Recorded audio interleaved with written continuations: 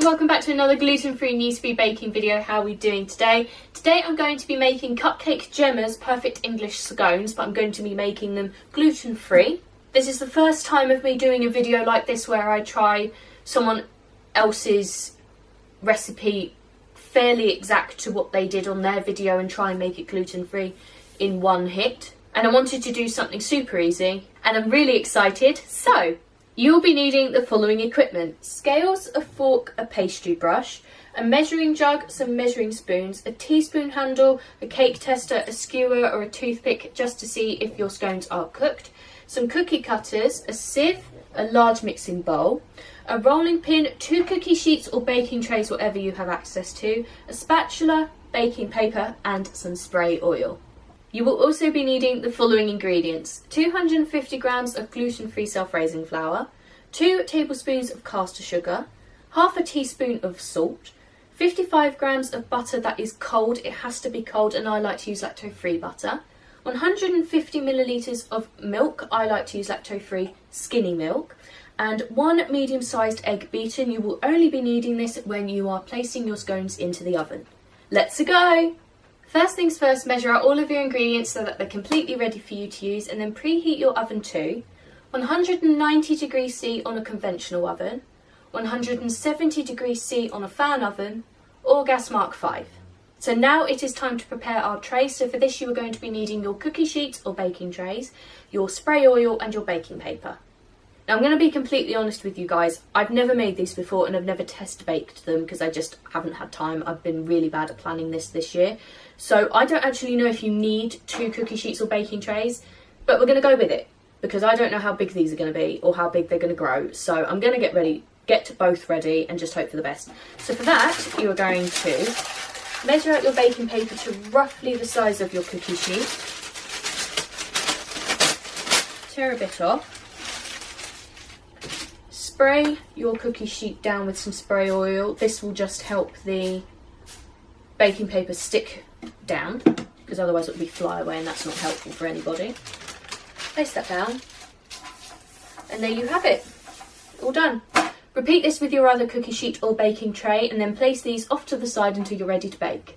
So now that we've done all that nasty prep work, it is now time to actually begin making our scones. So I'm trying to follow Cupcake Jemma's instructions to the letter as much as I can. However, I have adapted the recipe slightly. So to start with, you are going to place all of your flour into your sieve, scraping down the sides to make sure you get it all in there.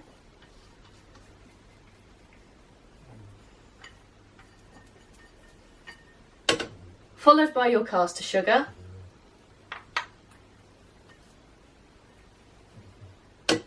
And your salt. Come on, love.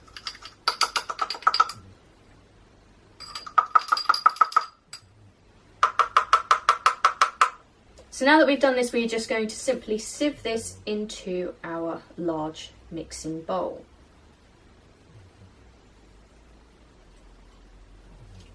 Making sure to push through all the last knobbly bits as well. Now that this is done, grab your butter. Okay, now in Cupcake Jemma's video, she had a food processor or mini chopper or something to that effect to be able to make this into breadcrumb consistency, a very fine breadcrumb consistency. But I don't have one of those, so I'm going to have to get my hands dirty and do it that way. You're basically going to add your butter to your mixture, and then you are going to rub them together until they resemble very fine breadcrumbs, as I've said. You basically want to do this until there are no lumps of butter left in with this. So let's just get on with it.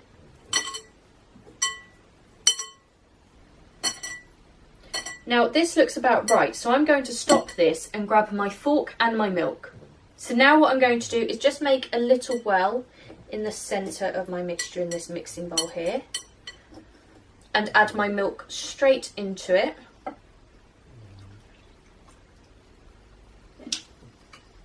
Scraping down the sides as per usual.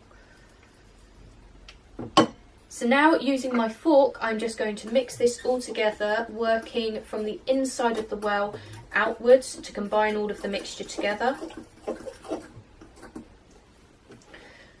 So now that this is nearly combined, I'm just going to remove my fork and do the rest with my hands just to gather up the last little bits at the bottom. Really shouldn't wear my Pandora bracelet for this because it makes so much noise. Stop wobbling apart, you tart. Okay, so that looks about done. So now I'm going to grab my flour and my rolling pin.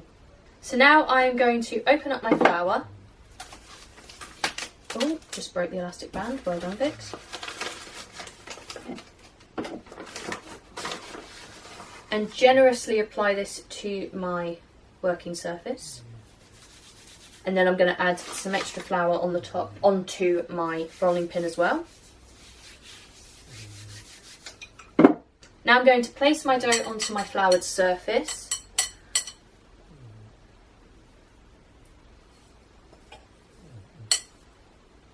And just bring it together that little bit more. No harm in giving it a little bit of an extra hand, is there?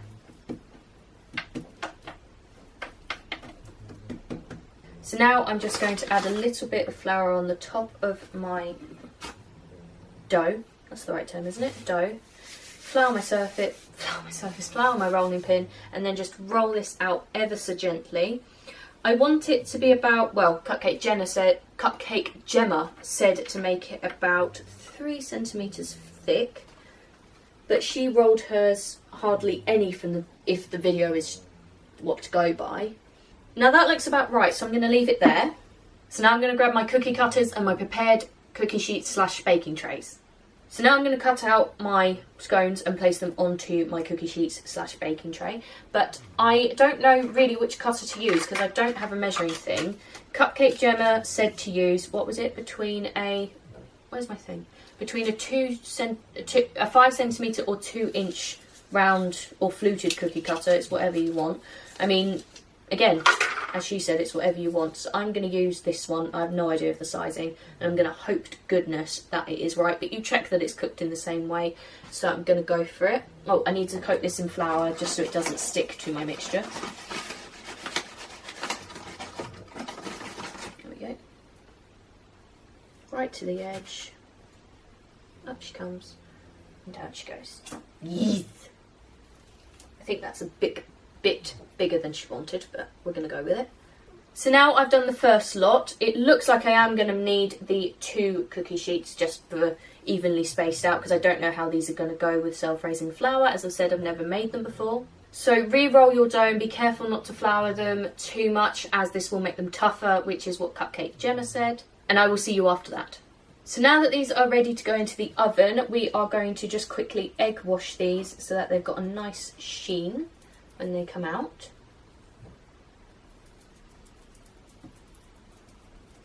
And now we're going to place these into our preheated oven for 15 to 20 minutes or until we insert a cake tester, a skewer, a toothpick or a teaspoon handle and it comes out completely clean.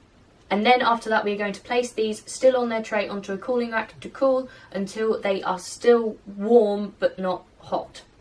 And there you have it. They are a little less deep than I was expecting them to be. But that's because I didn't put baking powder in mine, which is what Cupcake Jemma did in her recipe. I just found it a lot easier to not do it as I've had such bad luck with it in the past with this flour. So the way I'm deciding to view it is that you can make double the recipe that I've given you.